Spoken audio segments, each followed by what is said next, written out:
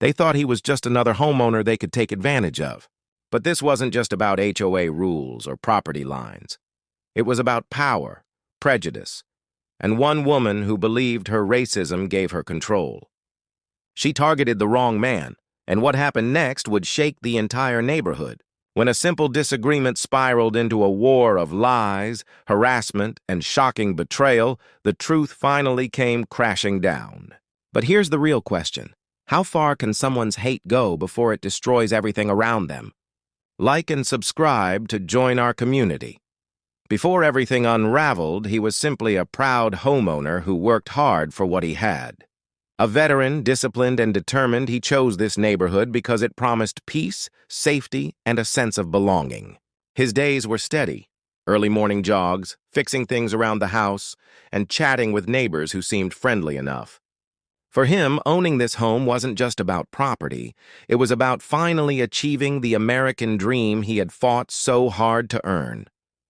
But beneath the surface, not everyone saw him as a neighbor.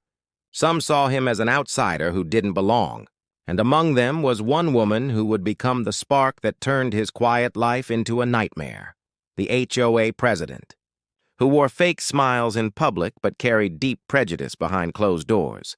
It started small, side glances, unnecessary notices about his lawn, petty complaints about his truck in the driveway, things he brushed off at first.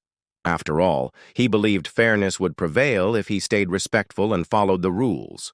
But soon, those subtle signs of tension grew into something impossible to ignore, because what looked like ordinary HOA enforcement was about to expose something far darker and far more dangerous.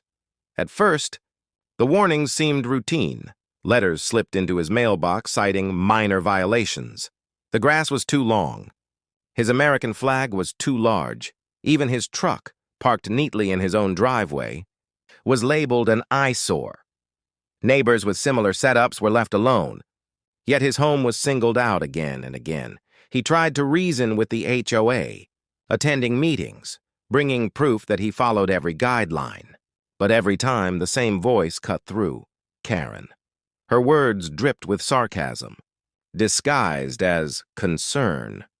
She claimed his property brought down the neighborhood's value, that his truck made the street look unsafe. Behind her polite mask, it was clear. This wasn't about rules.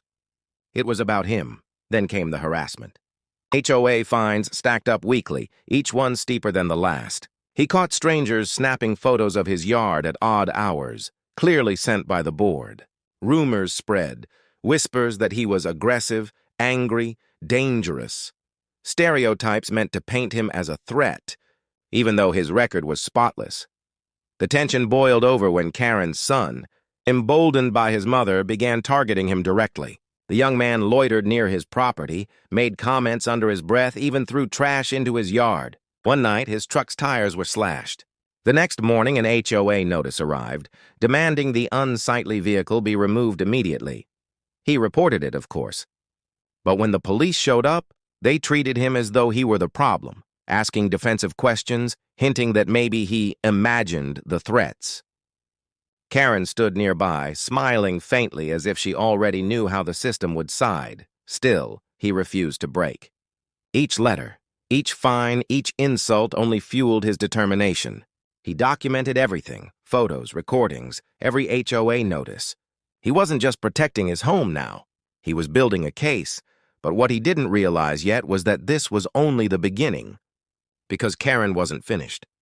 She was about to take her power play to a level so shocking, it would leave the entire community in disbelief. The breaking point came on a scorching summer afternoon. He returned home to find his driveway empty. His truck was gone. For a moment, panic surged. Had it been stolen? But then, taped to his front door was a notice from the HOA. They claimed the vehicle violated community standards and had been removed for non-compliance. His heart pounded as reality sank in. This wasn't just petty harassment anymore. This was theft, sanctioned by a board that had decided he didn't deserve to live in peace. Neighbors peeked from behind curtains as he stood there, humiliated, stripped of not just his property, but his dignity. Karen emerged, arms crossed, her son grinning behind her. She smirked, telling him maybe now the neighborhood could look the way it should. Every word was coated with venom, every glance a reminder that this was about race, power, and hate disguised as rules. Rage boiled inside him, but he didn't lash out. Instead, he pulled out his phone. Every notice, every fine, every act of intimidation, he had it all. And this time, he wasn't standing alone, because just as Karen gloated, a black SUV rolled up. Out stepped the state attorney, briefcase in hand, eyes sharp with purpose. For the first time, Karen's confident smirk faltered. Her son looked away. The crowd that once whispered now watched in silence. This wasn't going to be another story of an HOA crushing a homeowner. This was the moment everything shifted. The only question was, would justice finally outweigh hate, or would Karen's power still hold the neighborhood hostage? The state attorney didn't come empty-handed. With a stack of evidence in hand, he laid out everything: the baseless fines, the targeted harassment, the vandalism, and now the illegal towing of a man's private property. What Karen thought was her shield, the HOA, quickly became her downfall. Neighbors who once stayed silent were now forced to confront the truth. This wasn't about rules. It was about racism, and it had been festering in their community all along. Within weeks, the HOA was hit with lawsuits. Karen lost her position, her influence shattered under the weight of her own prejudice. Her son, once emboldened by her hate, faced charges for vandalism. The truck was returned, fines were dismissed, and for the first time in months the man could breathe freely in his own home. But the scars ran deeper than property lines. This wasn't just about one truck, one HOA, or one Karen. It was about a system that too often allows racism to hide behind policies, paperwork, and positions of authority. He had fought back and won, but many don't get the chance, and countless stories like his are buried in silence. So what do we take from this? That silence protects the oppressor, but truth, when spoken, when documented, when fought for, can dismantle even the most poisonous forms of hate. And here's the question we all need to face. If this happened in your neighborhood, would you look away or would you stand up? If this story touched you, don't just watch. Be part of the change. Hit subscribe and join our community of voices that matter.